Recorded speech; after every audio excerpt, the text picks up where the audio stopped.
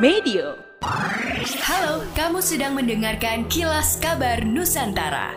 Podcast persembahan KG Radio Network menyajikan berita harian yang mengangkat keunikan dari berbagai wilayah Indonesia. Kilas Kabar Nusantara dapat juga didukung oleh pengiklan loh. Komisi Aparatur Sipil Negara KASN mengingatkan seluruh ASN Pemprov Sulsel agar bersikap netral memasuki tahun politik 2024 mendatang. Hal itu disampaikan Asisten KASN Bidang Pengawasan Nilai Dasar, Kode Etik, Kode Perilaku, dan Netralitas ASN Pangihutan Marpaung saat menggelar rakor pencegahan dan pelanggaran netralitas ASN di kantor Gubernur Sulawesi Selatan.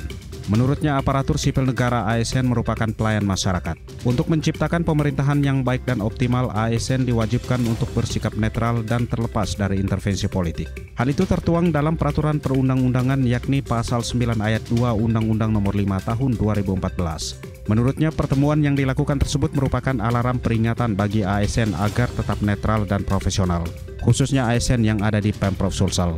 Caranya tidak menghadiri agenda politik tanpa dilengkapi surat tugas. ASN juga dilarang berfoto dengan kandidat maupun bakal kandidat yang maju dalam pesta demokrasi baik pilkada, pilgub maupun pilpres. Dalam kesempatan sama, staf ahli Gubernur Bidang Kesejahteraan Rakyat Jaya Dinas menuturkan netralitas ASN bukan hal yang baru. Akan tetapi adanya kegiatan ini bertujuan untuk memperingatkan kembali para ASN terhadap komitmen mereka tetap netral. Termasuk dalam bermedia sosial, ASN diminta berhati-hati. Badan Penanggulangan Bencana Daerah BPBD Provinsi Sumatera Selatan semakin gencar memadamkan kebakaran hutan dan lahan Karhutla di Kabupaten Ogan Komering Ilir Oki dengan mengoperasikan 4 helikopter pengebom air. Kepala Bidang Penanganan Kedaruratan BPBD Sumatera Selatan Ansori mengatakan sebanyak 6 unit helikopter waterbombing yang dimiliki untuk operasi Karhutla Sumsel. 4 diantaranya dioperasikan di Karhutla Oki yang telah terjadi selama periode Agustus hingga September 2023 tersebut. Ia mengatakan keberadaan titik api sebagai tanda Karhutla di Kabupaten Oki masih menjadi persoalan paling besar di wilayah Sumsel. Ia berharap dengan dioperasionalkan 4 helikopter pengebom air Karhutla di Oki segera bisa diatasi, sedangkan masalah kabut asap di Sumatera Selatan teratasi.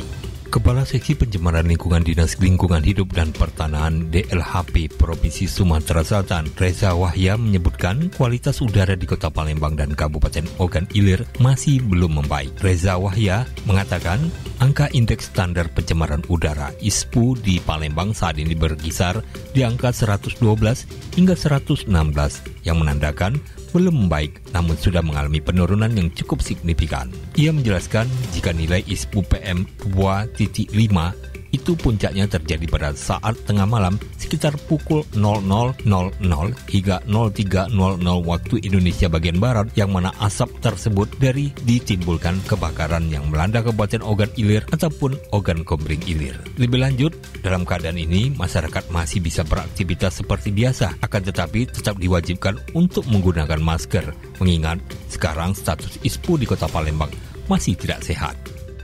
Demikianlah Kilas Kabar Nusantara pagi ini.